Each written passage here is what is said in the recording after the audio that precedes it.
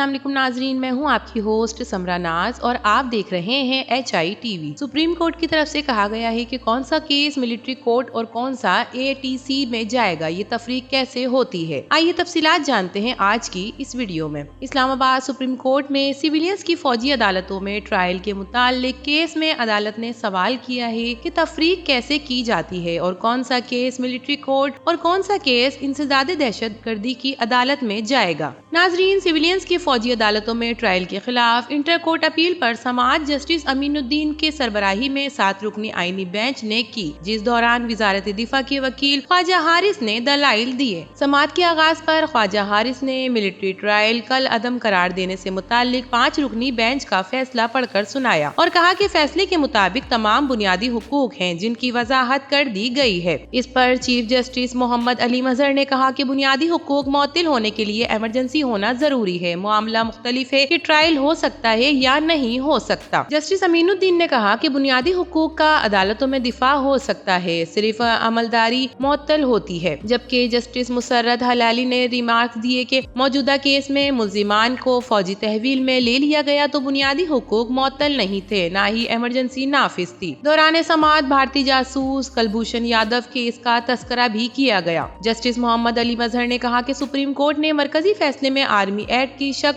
2D का कल अदम करार दिया। इस शक को कल अदम करार देने से मजमूई असर क्या होगा? क्या अब कुलभूषण जैसे मुल्क दुश्मन जासूस का केस मिलिट्री कोर्ट में चल सकता है? इस पर ख्वाजा आसिफ ने कहा कि सुप्रीम कोर्ट के फैसले से मुल्क दुश्मन जासूस का केस मिलिट्री कोर्ट में नहीं चल सकता। जस्टिस जमाल मंदुखेल ने कहा कि अपने प्रोसिक्यूशन के निजाम को मजबूत नहीं कर रहे। जस्टिस अजहर रिजवी ने रिमार्क्स दिए कि JHQ पर हमले पर एक हमला हुआ जिसमें शहादतें हुई। कराची में एक दहशतगर्दी की कार्रवाई में एक कोरियन तैयारे को तबाह किया गया, शहादतें हुई। तैयारा केस में एक आर्मी चीफ बैरूनी दौरे पर थे तो उनके जहाज को हाईजैक करने की कोशिश की गई। इन वाकयात में फौजी तंसीबात पर हमले हुए, शहादतें हुई। ये तमाम मुकदमात कहाँ चलाए जाएंगे? जस्टिस मुसर्रत हलाली ने कहा कौन सा केस मिलिट्री कोर्ट में चलेगा और कौन सा नहीं, ये तफरीक कैसे की जाती है। जस्टिस नईम अफगानी ने कहा कि 9 मई वाकयात में 103 मुल्जिमान के खिलाफ मिलिट्री कोर्ट में केस चला और बाकी केसेस इंसदादे दहशतगर्दी की अदालतों में चल रहे हैं। ये तफरीक कैसे की गई?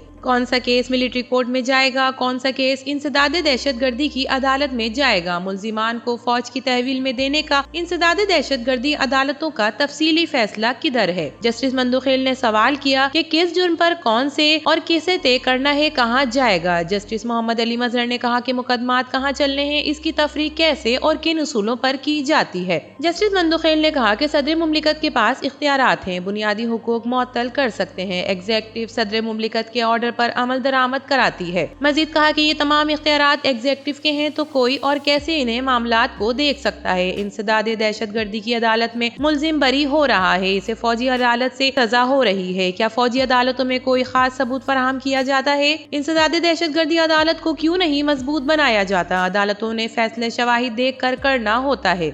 जस्टिस हसन अजहर ने सवाल किया कि क्या 9 मई का वाकया दहशतगर्दी से ज्यादा संगीन जुर्म है जो ट्रायल फौजी अदालत में हो रहा है? अच्छे तफ्तीशी अफसरान पर प्रोसिक्यूटर रखें तो अदालतों से सजाएं भी होंगी। बाद अदालत ने सिविलियंस की फौजी अदालत में ट्रायल के खिलाफ इंटर कोर्ट अपीलों पर समाअत कल तक मुलतवी कर दी।